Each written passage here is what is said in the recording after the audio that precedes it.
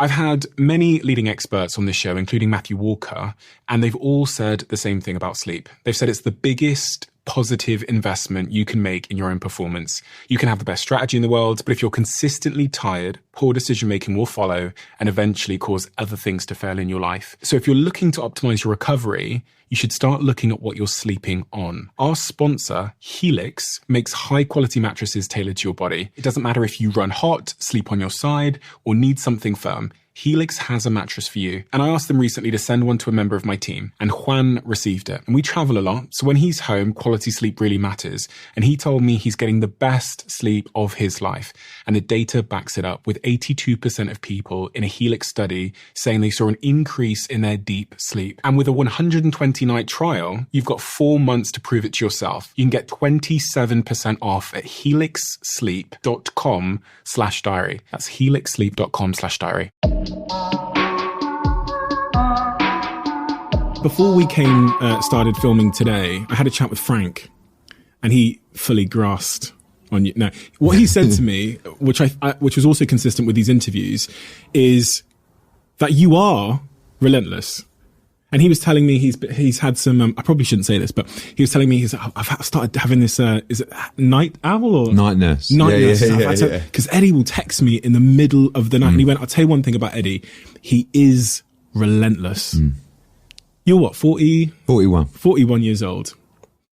What's made you that relentless at 41 years old to the point where you're pestering your colleagues at 3 a.m. in the morning? I don't know really.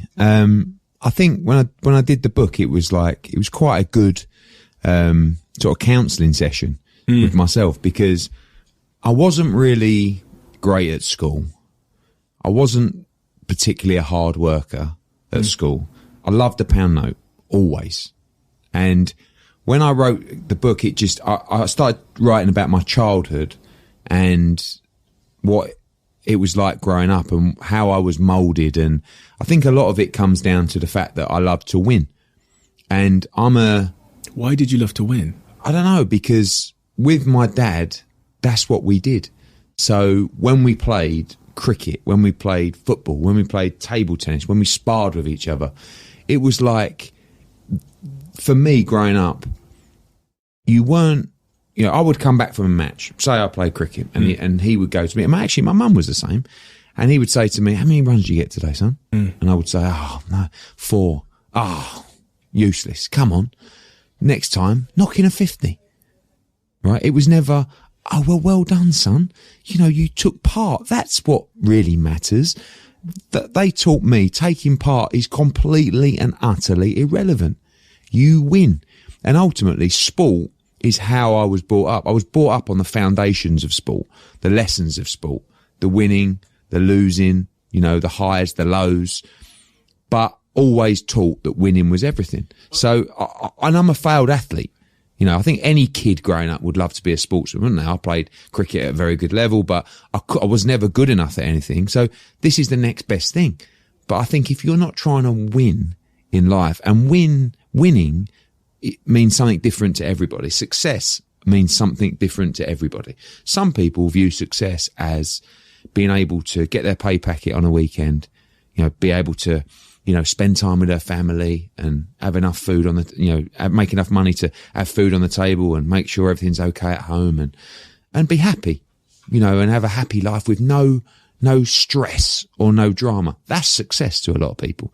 But people's interpretation of success is very different. And, for me, I still don't know why I do. I know why I do this, but like you say, I love it. I guess that's what it comes down to, a passion for what you do. And I don't know what the passion is. Is it the passion that I love the sport of boxing? Is it the passion that I want to succeed against, and be bigger than my dad? I think that's a big part of it as well. Or is it just that I love to win? Or is it that I'm a bit sick in the head? Maybe all of them. The sick in the head point.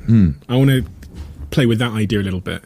I wrote in my book, actually, we have the same publisher. I wrote in my book that the thing that invalidates you when you're younger becomes the thing you seek validation from when you're older. And what I meant by that is, like, in my childhood, because we didn't have money, and I was this black kid in a school of 1,500 white kids, everything that we didn't have became the things that I chased when I was older, or the thing that made me feel somewhat invalid sometimes when I was a kid, like you're saying about your dad saying, oh, you lost today, became the thing that I would seek validation from as an adult. And I wondered if that resonated with you at all. I mean, like... Well, I had a different background. I mean, my dad was poor, became rich, and I was born. So I've said before, it's not like when you talk about generational wealth, we didn't have generational wealth. I had a dad who was from Dagenham, was from a council estate. His dad was a bus driver. And then I grew up in this sort of nouveau world where this bloke had made his money, and he was, you know, I take the mickey out of him. I suppose he was a bit of a chav. You know, he was like from Dagenham, and all of a sudden he'd got Ferraris and big cars, and we used to have a white limo and a black limo that would drive like the snooker players around and the fighters around, and I was horrible. I was obnoxious. Imagine like a 14, 15-year-old kid hanging around with Eubank and Naz, and then you're in the limo with your mates going up to London or to Romford for a night out. I mean, I look back and just cringe. But mine was different, you know, and I guess when it comes down to it, and, you know, again, from the book and speaking to people like Frank Lampard, he went to my school. He was in the year above me. At my school, I was Barry Hearn's son, and Frank Lampard was Frank Lampard's son. You know, his dad played for West Ham.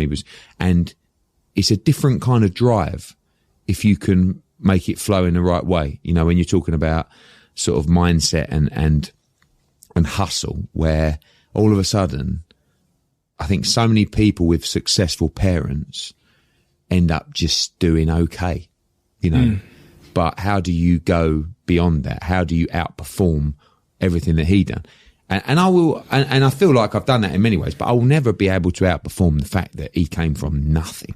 My friend is in a very similar position. If I said my friend's name, you'd know the guy. Right, okay. His dad is a multi-billionaire. I know you know him because I've seen you with him before, actually, in New York. But his dad is a multi-billionaire, and he grew up with living in the shadow, and his dad was the same. And I had a conversation with him, and he said, I was always trying to be better than my dad. He is now a billionaire himself of his own doing. But it's fascinating that, and his dad sounds very similar to what your dad sounds, where his dad was tough on him. I think they're tough on you because they don't want you to be that spoiled kid. I mean, you always want to spoil your kids. You know, you want to give them the great. Even now, you know, I've got 2 daughters. I love to spoil them. I work hard so I can give them a great life. But I just want them to understand manners, respect, and discipline. These are the 3 most important things. And he would make sure that I would understand that, even by having me working, you know, giving me a clout every now and again, you know, trying to keep, because it must have been frustrating for him, because I was probably all the things that he resented when he was growing up. You know, the rich kid, with parents who had got big house and cars, and I would have hated me at school, you know, but he would have looked at me, and that's why he was so disciplined with me. And, you know, I was in his slipstream growing up, so I would sit. You know, we're here now. That was my house over there. So he would get home from work if he was in the country. You know, he would always go out and give me a game of football or cricket, and then he would go in the office all night on the phone. And I would have dinner, and I would just sit in the office. You know, I might have a ball, just throwing it up in the air, but I would subconsciously listen to the arguments and, you know, him losing his temper and just listen, not because I wanted to learn, just because I was there. And you're talking there about the sacrifice of his success, which is, one of them, as you've highlighted, is less time with your family. You are relentless. Everybody says that. What is the cost of being a relentless person? You have to be incredibly selfish.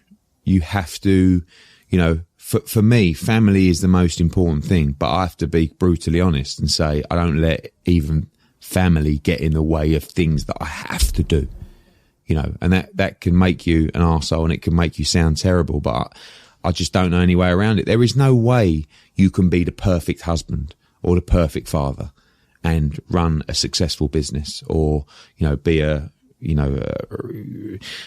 relentless operator. It's impossible, because I try to balance both.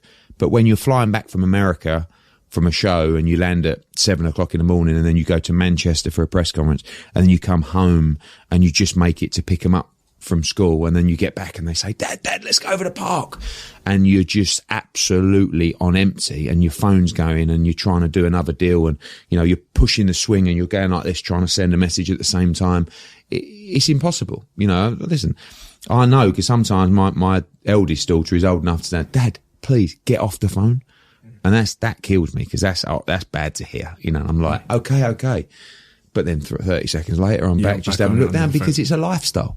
You know, and it's impossible to be great at anything without making sacrifices. You know, it doesn't matter if you're a fighter, if you're a sportsman. You speak to all successful people, you can't be everything. It's impossible, you know, but what you don't want to do is you don't want to disregard your obligations, your family obligations, because they are extremely important. But you also need a wife or a partner who's understanding enough to say, this is what I know what he's like. He won't stop. And that's why when Frank talks about 3 a.m., 4 a.m., that's because a lot of the time I'm sort of making up for the hour or two that I've lost out playing with the kids. So I'll put them to sleep. They'll go to sleep at 9, 9:30, you know, chill out with the wife for an hour. She'll go to sleep and then I'm up. And now with the growth in America, it means that at 4 p.m., 5 p.m., the West Coast wakes up. So I can't go to bed. I can't disappear when it gets to 11 a.m. or on the West Coast or midday on the West Coast because they want to speak to me and we want to do business.